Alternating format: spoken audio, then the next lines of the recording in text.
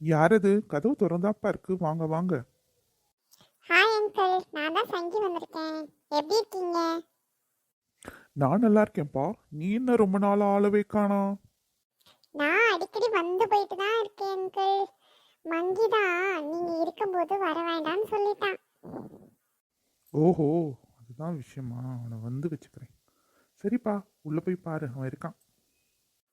என்னடா வந்த வேலை முடிஞ்சிச்சு போல. இன்னும் நான் சொல்லவே ஆரம்பிக்கலையே, அதுக்குள்ளேயே எப்படி கண்டுபிடிச்ச? நான் நீ போட்டு கொடுக்குற வேலையை சொன்னேன். ஏண்டா உன் வாடையே ஆகாதுன்னு எங்க அப்பா சொல்றாரு. இதுல அடிக்கடி வந்து போவேன் வேற சொல்ற. 35% எடுத்துக்கிட்டு இருந்தேன்னா இப்ப வெறும் 30% தான் எடுக்கிறேன். அதுக்கு முழு காரணம் நீ தான் எங்க அப்பா நினைக்கிறாரு. ஆமா ஆமா, என் கூட பழகுனதுக்கு முன்னாடி ஃபர்ஸ்ட் ரேங்க் எடுத்துக்கிட்டு இருந்த, பழகுனதுக்கு அப்புறம் தான் 30-35 எடுக்கிற பாரு. எப்பவுமே அவ்வளவுதான்டா எடுப்ப. சரி சரி, வந்த விஷயத்த சொல்லு. போன அப்பா திரும்பி வந்துட போறாரு. இன்னைக்கு சாயங்காலம் கார்த்திக்கு சர்ப்ரைஸ் பர்த்டே பார்ட்டி பிளான் பண்ணியிருக்கோம். தலைக்கு 100 ரூபா, கண்டிப்பா 100 ரூபா வாங்கிட்டு வந்துடு. 100 ரூபா வாங்கினா தான் உள்ள அனுமதி, இல்லாட்டி கிடையாது. நீ வராம இருந்தாலும் எங்க அப்பா கையில கால விழுந்தாலும் அந்த 100 ரூபாயை வாங்கிட்டு வந்திருப்பேன். உன் மூஞ்சியை காட்டிட்டியா இன்னும் தந்த மாதிரி தான். அப்போ நீ வீட்லயே இருந்துக்கோ, என்ஜாய். ஆமா, பர்த்டே பார்ட்டிக்கு சங்கீதா வரல? சங்கீதா வராளான்னு தெரியல, ஆனா என் ஆள் கமலா வரா. செருப்பு பிஞ்சிடும். அவ வந்தா எனக்கு என்ன, வரலாட்டி எனக்கு என்ன. ஒழுங்கா சங்கீதாவை போய் இன்வைட் பண்றீங்க. எப்படி நான் 100 ரூபாயை வாங்கிட்டு வந்துடுறேன்.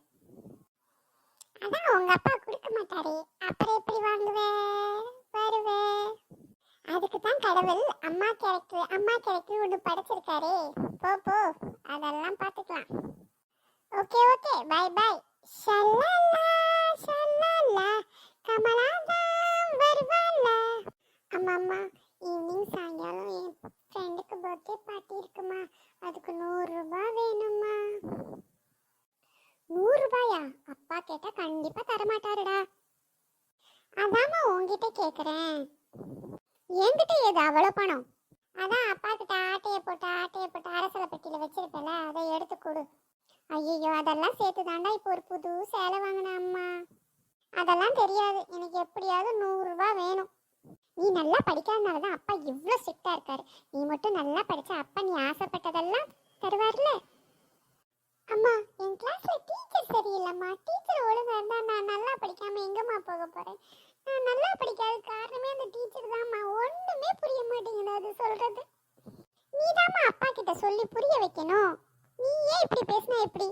அப்போ உன் கிளாஸ்ல மத்த பசங்க எல்லாம் எப்படி மார்க் எடுக்கறாங்கன்னு அப்பா கேட்பாருல்ல. அம்மா, அவனுங்க எல்லாம் டியூஷன் போறானுங்கம்மா. அப்ப நீயும் டியூஷன் போ, நல்லா படி, நல்ல மார்க் எடு.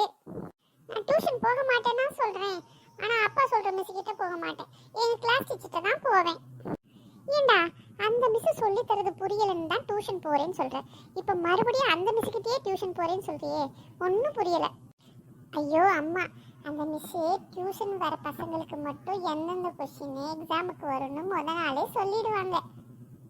அதான் எல்லாரும் படிச்சு நல்ல மார்க் எடுக்கிறாங்க. ஓஹோ, அதான் விஷயமா? அது மட்டும் இல்லம்மா, அப்பா சொல்ற டியூஷன் மிஸ் கிட்ட அப்பா எப்பவுமே வலிஞ்சு தான் பேசுறாரு. பாத்துக்கோ, உன் நல்லதுக்கு தான் சொல்றேன். ஓஹோ, அதான் விஷயமா? அதான் அந்த மனுஷன் அவகிட்டே டியூஷன் போன அடம் பிடிக்கிறாரோ?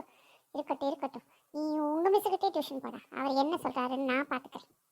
அம்மா, அப்புறம் அந்த 100 ரூபாய் நீ ஒன்றும் கவலைப்படாத. 100 ரூபாய் அப்பா பாக்கெட்ல ஆட்டையை போட்டு சாயங்காலம் தரேன். அப்ப 100 ரூபாய் கன்ஃபார்ம். Jolly jolly. இது சங்கீத திருநாளா, இல்லை சந்தோஷம் வருநாளா. Sangeetha, I'm coming evening.